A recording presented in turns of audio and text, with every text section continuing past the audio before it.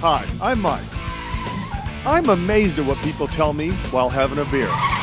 Everybody's got a story. After they tell me, I make sure they tell you. Having a beer with Mike. This ain't your mama's TV.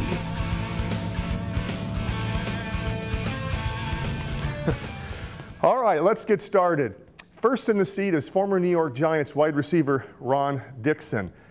Now, Ron's accomplishments are pretty great. He's a record holder, but he's most noted for being the only touchdown scorer in Super Bowl 35. Now, the story you're about to hear has never been told before. In fact, minutes before the taping, we had to contact an attorney and get the attorney's blessing before Ron told the story, okay? Ron's a personal guy, but he's also a bit of a rebel. Take a look. Hopefully we could use this. I've been known to come practice late a few times, so my first time I was with one of the veteran guys, Ike Hilliard, and ended up spending the night at his house and we was late to practice.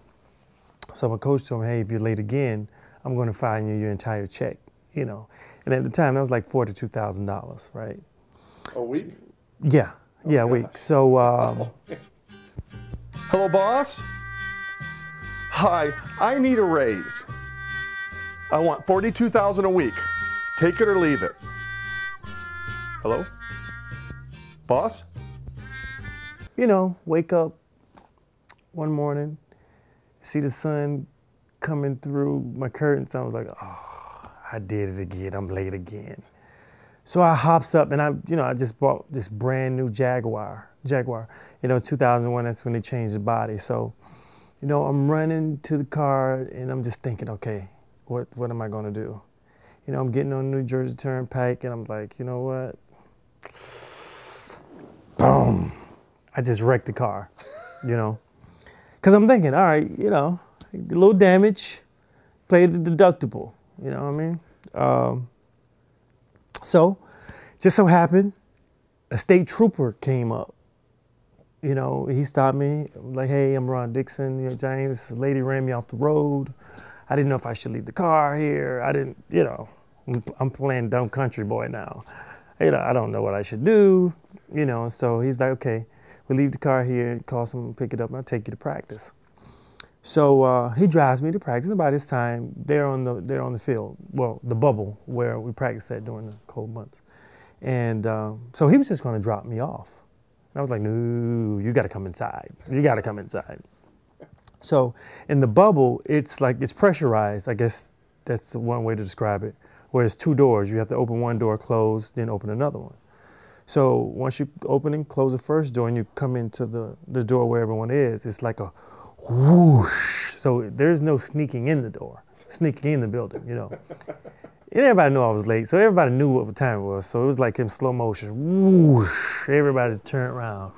Did they all know you were going to lose your paycheck? Everybody knew the whole deal. They knew the story, right? So I'm like, come on in, the state trooper. He was glad to come in. So talked to Coach Fossil and, going back and forth, and the state trooper talked to him. He's like, okay, just, talk to me after practice. So I'm like, cool. So we practiced, meet him up in his office. He was like, he's talked to the state trooper and talked to some other guys. And he's like, well, Ron, glad you're okay. And, but you came late, so I gotta find you something. I'm like, well, Coach, you got to do what you got to do. You put the rules out there, I broke them, I understand. He's like, well, I'm going to just fine you $500 because, I got to do something. I was like, I understand. He's like, okay, well, close my door when you leave. So I left, told him thanks, closed the door, looked around. Good deal. Good deal. Because think, $500 deductible or $42,000 in my check. That's a no-brainer. Okay, Ron, I just did the math. Okay, you take the $42,000, you spend $30 on an alarm clock. That leaves you with $41,970. All right? Okay, listen, we got more though. More show coming around the corner. We'll be right back.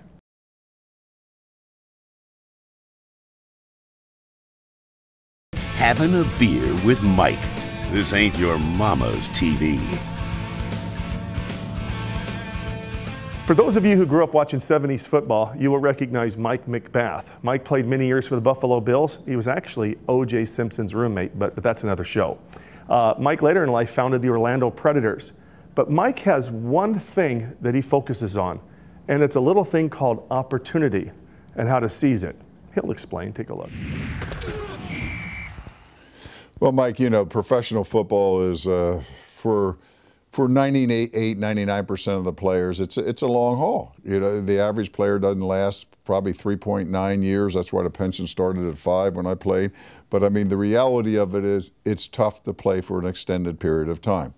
Now, I was fortunate enough to play through a couple teams, a total of 7 years.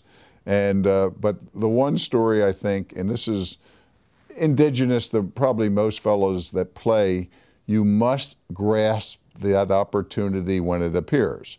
And you're not sure what is the opportunity. Maybe you're drafted where they just need a guy in this position, or you know, maybe you're the first round draft choice, lucky you. Well, my opportunity came in a rather unique way. What happened was, I was drafted in the 5th round by the Buffalo Bills, and that year we had a tremendous year. I think we went 0-14. I mean, this was the worst team you ever saw. It was a team that the previous years had been good, but most of the fellows had been aging and time was taking its toll. Some of the younger draft choices weren't quite what they wanted, and it was sort of a bad scene in all aspects. So now we go into my 2nd year, and the 2nd year is really important to make it because there's no more potential. You know, the guy has potential his 1st year. The 2nd year, there's no more time for potential, pal. You either play well or take a walk.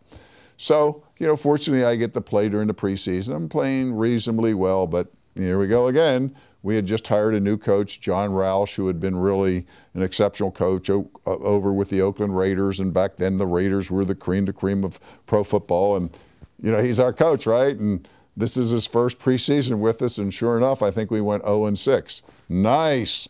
So what happens is we go in at the end of the 6th game, and you know, that's also very important because that's when they make the final cuts, and you could be going home, right? So I played reasonably well, but you still don't know. But what happened during the game, I wore contact lenses, and somebody had stuck their fingers in my eyes, and you know, it sort of grazed them, and my eyes are pouring out water and everything. So, you know, I come in, and as usual, we got annihilated. I don't know, it was 38-8 or something. And it's, you know, you can see the new head coach going, "Oh my God, what a bunch of losers," right? You know. So we get into the locker room and everything. We all had it where you could sit in your locker, and I'm sitting there in my locker, and I'm bent down like this, and you know, my eyes are just pouring out water, and I'm thinking to myself, "Oh my God, I won't be able to drink tonight. I won't even be able to go out on a date. I just can't do it. This is just terrible," right? You know, like you should be thinking a lot more than that, right? So I'm sitting there like this, and all of a sudden, while my head's down, I hear the coach. He's looking around, and he goes like this: "There's only one guy in this locker room that cares." And I'm sitting there thinking, God, I wonder if I know who that is, right? You know? And I finally look up, and he's pointing right at me. He sees the tears coming out of my eyes, the mud in my face, and it looks like I'm just totally torn up by this loss. And, you know, he's looking straight at me, and he goes, "This guy cares. This guy will be on this team as long as I'm here, and this is the type of guy we build this team around with." So, grab opportunity, right? I hop up out of the locker. "That's right, coach. I'm glad you thought about me, and I appreciate it, and I'm going to give you 100%. You can look around the locker room, and everybody's like this. Except when it came to cuts, I was still there. You weren't. See you later, brother. All right, friends, thanks for joining us on Having a Beer with Mike. I hope you enjoyed the sports features, because we're going to have more just like it next time. All right, thanks for watching.